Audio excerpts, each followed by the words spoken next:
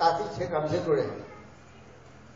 मैं मध्य प्रदेश और उत्तर प्रदेश को छोड़कर पूरे देश के हर क्षेत्र पर गया हूं और इसमें सिर्फ तिजारा एक क्षेत्र है, मुझे गर्व के साथ कहना पड़ता है, जिसने ये कहा कि आरके जैन सबने शिखर का केस जब भी आएगा हम 25 लाख रुपए से 1 करोड़ रुपया आपको देंगे। दूसरी बात उन्होंने कही कि हमारे यहाँ जो भी कलश कोई भी साथ हुआ है उसका जो कलश विराजमान होगा, चाहे वो 1 लाख रुपए का विराजमान हो चाहे 1 करोड़ रुपए का विराजमान हो, उसकी पूरी राशि प्रसन्न कलश की हम आपको देंगे। बाकी ना तो महावीर जी ने कहा, महावीर जी के पास भी बहुत है, किसी और क्षेत्र आपसे नहीं कह रहा, किसी क्षेत्र ने ये नहीं कहा कि हम आपको 1 रुपया देंगे। हर आदमी ये एक्सपेक्ट करता है कि पी क्षेत्र कमेटी उसको योगदान दे। ठीक, बात भी सही है। पी क्षेत्र कमेटी पैसे कहां से लाए? पी क्षेत्र कमेटी में सब कह रहे मेंबर बनो, मेंबर बन गए 11,000 रुपए के, वो 11,000 रुपए पी क्षेत्र कमेटी खर्च नहीं कर सकती, वो तो कॉर्पस में जाएगा। सिर्फ इसके पी क्षेत्र कमेटी का जो भी अध्यक्ष हो वो 4 घर जाके पैसे इकट्ठे करे और बांटे, और क्या रास्ता कमेटी से जुड़े। सर, मैंने जो ये बात अभी कही, हाँ, वो यही देख के कही कि जो मुझे हमेशा ये महसूस हुआ कि चूंकि आप आगे बढ़ रहे हैं, आपका एक विजन है, आप करना चाहते हैं, लोगों की आपसे अपेक्षा है और उनके पास या तो पैसे नहीं है या उनके अपने समाज से उनको सहयोग नहीं मिल रहा है, इसलिए वो आपके पास आ रहे हैं। हम कैसे, अगर आप देखिए, फाइनेंस की बात तो हम बाद में करेंगे, मैं अभी तो इस बिंदु पर हूं कि आप क्या कर सकते हैं, उनको क्या करना है, उनको अगर चाहिए तो उसमें उनका क्या कंट्रीब्यूशन होगा, इसके बारे में आप क्लैरिटी लाएं। और क्लैरिटी लाने का तरीका जो मुझे समझ में आता है कि आप एक एमओयू ड्राफ्ट करें, मेमोरेंडम ऑफ अंडरस्टैंडिंग जिसे हम कहते हैं, और वो एमओयू आप उसमें सारी चीजें लिखें कि भाई हमारे ये सोर्सेज हैं, हम इतना कर सकते हैं, आपको अगर चाहिए तो आपको ये करना होगा, तब हम इसमें इस तरह से योगदान कर सकते हैं, सब्जेक्ट टू ABCD। तो वो अगर आप करेंगे तो एक क्लैरिटी आएगी सब में।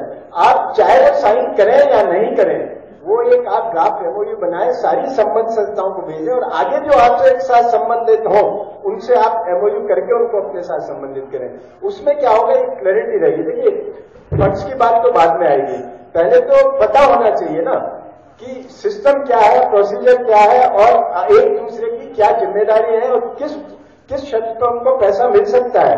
मतलब ये नहीं हो सकता, देखिए जो जनरेशन ऑफ रिसोर्सेज तो लोकली ही होता है क्योंकि वहीं के लोग उनसे जुड़ते हैं, लेकिन आपका सहयोग सिस्टमेटिक पॉइंट ऑफ व्यू से भी हो सकता है, ड्राइव्स के पॉइंट ऑफ व्यू से हो सकता है, बहुत से सहयोग आप कर सकते हैं अर्थ के अलावा भी। तो वो सब चीजें आप एमओयू में लिखें और अर्थ का जो सहयोग है उसके लिए आप कितना कर सकते हैं और उनको क्या करना पड़ेगा वो भी उसमें लिखें, तो एक क्लैरिटी आएगी। कम से कम आज जो लोग अपेक्षा करते हैं, देखिए मैं तो उसको एक पॉजिटिव एंगल से लेता हूं कि लोगों की अपेक्षा बढ़ी है, इसका मतलब ये है कि वो इस बात को मानते हैं कि आप आज की कमेटी इस में सक्षम है कि वो उनकी मदद करे और वो करना चाहती है, इसलिए वो आपके पास आते हैं। तो एक पॉजिटिव बात है। अब उसको आगे बढ़ाने के लिए आपको पहले क्रेडिट लानी पड़ेगी, फाइनेंस की बात बाद में आएगी।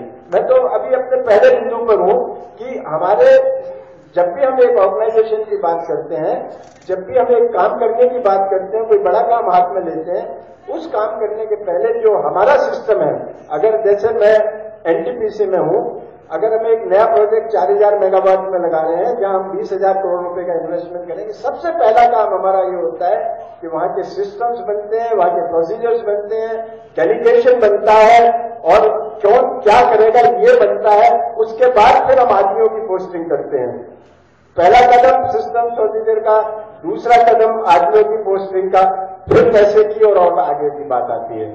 तो मेरा सुझाव यह है कि आप जब प्रबंधन की बात कर रहे हैं, और मैं तीर्थ कमेटी और उनकी संबंध संस्थाओं के कॉन्टेक्स्ट में ये बात रख रहा हूं, तो मेरा मानना यह है कि आप अगर लिखित रूप में इस बात की क्लैरिटी करेंगे कि आपकी जिम्मेदारी क्या है, आपके ऑफिस में भी मिस्टर X की जिम्मेदारी है, मिस्टर Y की जिम्मेदारी है, Z की जिम्मेदारी है, तो आपकी जो आज अकेले भागदौड़ करके कर रहे हैं, आपको भी ज्यादा आउटपुट मिलने की संभावना बढ़ जाती है। तो पहला काम ये करें, दूसरा काम क्लैरिटी करें इस बारे में कि आप क्या कर सकते हैं। आपका सहयोग बहुत तरीके से हो सकता है, सिर्फ पैसे से ही नहीं।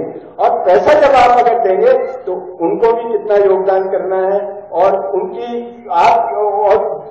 आप बिल्कुल कह सकते हैं कि भाई ये हमारी प्रायोरिटी हम इस हिसाब से डिटरमिन करेंगे। देखिए, इकोनॉमिक्स का एक प्रिंसिपल है कि हमारे रिसोर्सेज हमेशा लिमिटेड होते हैं, चाहे वो नेशनल लेवल हो, चाहे संस्था का लेवल हो या एक इंडिविजुअल का लेवल हो।